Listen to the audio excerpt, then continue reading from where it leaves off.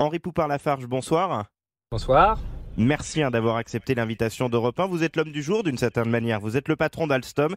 La Commission européenne a décidé aujourd'hui de dire non à votre projet de mariage avec Siemens. Vous avez dû les voir passer, mais je vais vous citer quelques réactions politiques du jour. Édouard Philippe, la décision de la Commission est une mauvaise décision. La secrétaire d'État à l'économie dit pour sa part que la décision de Bruxelles est complètement à côté de la plaque. Guillaume Pepy, lui c'est le patron de la SNCF, c'est pas un politique, mais il parle de la mauvaise nouvelle du jour. Vous dites quoi, vous, Henri Poupart-Lafarge ? Je dis que cette décision est totalement incompréhensible et effectivement résulte dans un grand gâchis. Incompréhensible parce que techniquement notre dossier était très solide et que les arguments qui ont été mis en avant par la Commission ne tiennent pas. J'en veux pour preuve le principal argument qui concerne la très grande vitesse. C'est un marché qui est très concurrentiel. L'appel d'offres en cours en Grande-Bretagne ne comporte pas moins de 5 concurrents.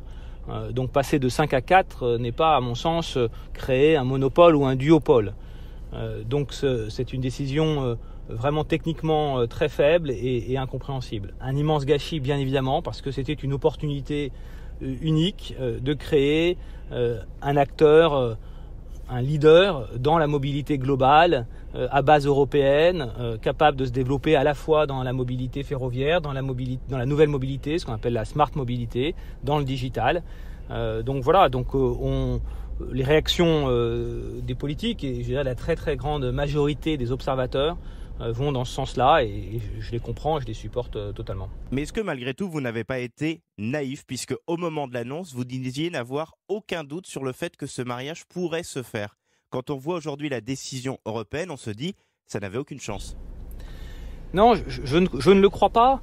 Je pense qu'encore une fois, le dossier techniquement tient très bien la route.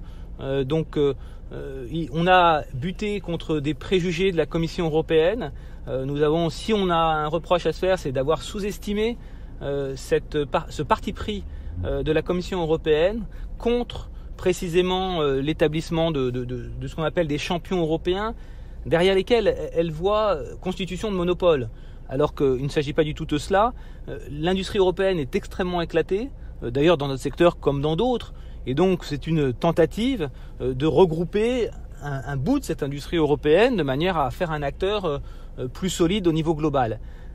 Eh bien oui, la Commission européenne considère que ce n'est pas une voie à poursuivre